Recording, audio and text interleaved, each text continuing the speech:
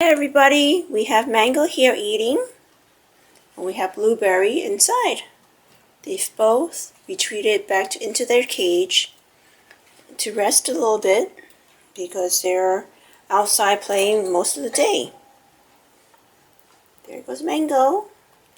And there goes my Blueberry. I got a message from a YouTuber who enjoys watching Mango and Blueberry, and thank her very much. Her name is Giselle Padilla.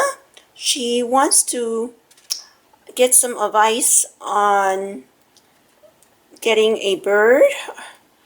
She's not too sure whether she wants a bird or not, so I am doing a video about if you're considering getting a bird, what you need to know about birds, and if you are a good candidate for a bird. First of all, for people who have really bad allergies, these birds, they do shed their feathers every now and then, and they do have dander. But if you keep the place nice and tidy each day, then you may not have a problem. But the bigger the bird, the more dust and the more dander you will have. So I would clear it with your allergist and your doctor to see if owning a bird is right for you. But if everything is good, you still have to consider a few things. Birds like these budgies or parakeets, they're pretty inexpensive, and the real cost comes in caring for them.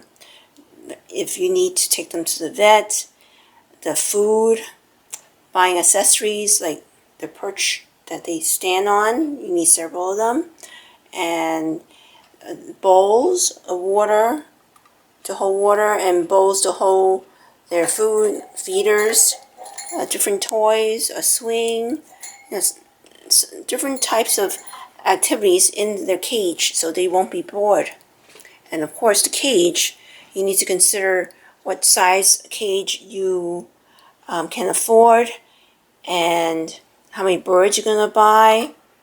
So these cost money. You'll need to consider that.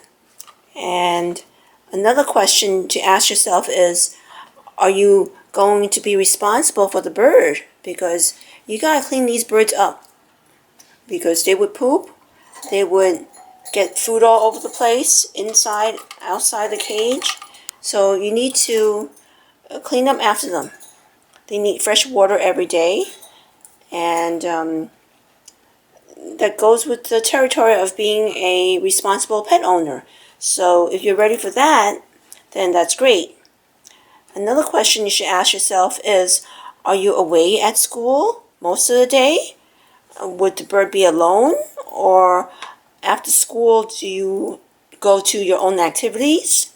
So if you're away at school, and even after school you go to your next activity, you won't be back until nighttime, that bird's going to be alone most of the day. So you got to consider that. And if you're not a student and you're working, are you working long hours, which takes you away from home? Or maybe you take trips and you travel on your job a lot? Again, your bird will be alone a lot of times, and you have to make arrangements for that. And even when you go on vacation or go away for a whole weekend, you need to make arrangements to make sure that they still get their fresh water daily and also food to eat. So either, find someone who can come in and take care of your bird, or someone could take your bird into their home, or even bring them to a place where you can board your bird, which is called a boarding place. And some people would like to investigate their area to see if they have any vets around, and bird vets are called avian vets. So it's important to know that if where you live is accessible to an avian vet or not, just in case they need one. And also your home. Are you willing to make changes to your home to bird-proof them? Because there are a lot of plants, that are dangerous for birds, fumes like sprays, air fresheners, perfumes, cooking utensils that are non-stick that could emit toxic fumes, any gases. So you have to make sure that your home is bird-proof, otherwise your bird will find itself being in trouble. So another thing to consider is it okay with the people that you're living with? Make sure that they're okay with birds, because they chirp first thing in the morning. And these birds are not that loud, but bigger birds could be louder. And also where you live, if you live in an apartment, would they allow you to have pets? So you have to make sure you clear that. And if you have other pets at home, like dogs and cats, you have to consider if having a bird would change their life. Hi, Blueberry. You're eating.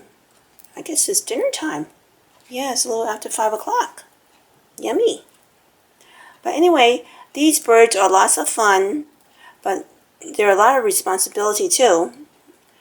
If you can answer those questions and say that you can take care of them and you will spend time with them, and even during times when you're not home, long periods of time like vacation or you're going away for the weekend, that you can make arrangements to have these birds taken care of, then I think you're ready to have a bird.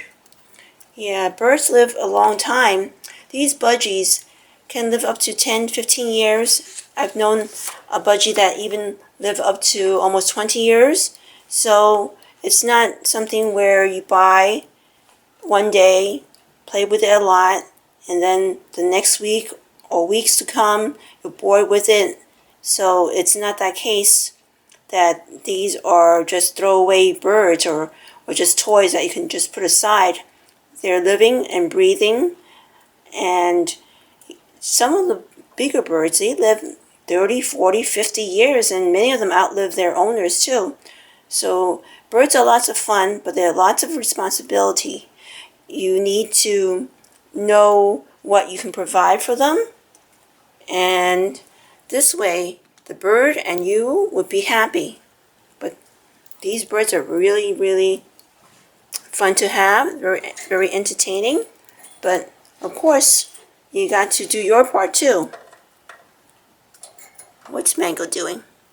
Well, anyway, I thank the YouTuber Giselle Padilla for writing in, and I hope this helps her to decide whether buying a bird is right for her or not.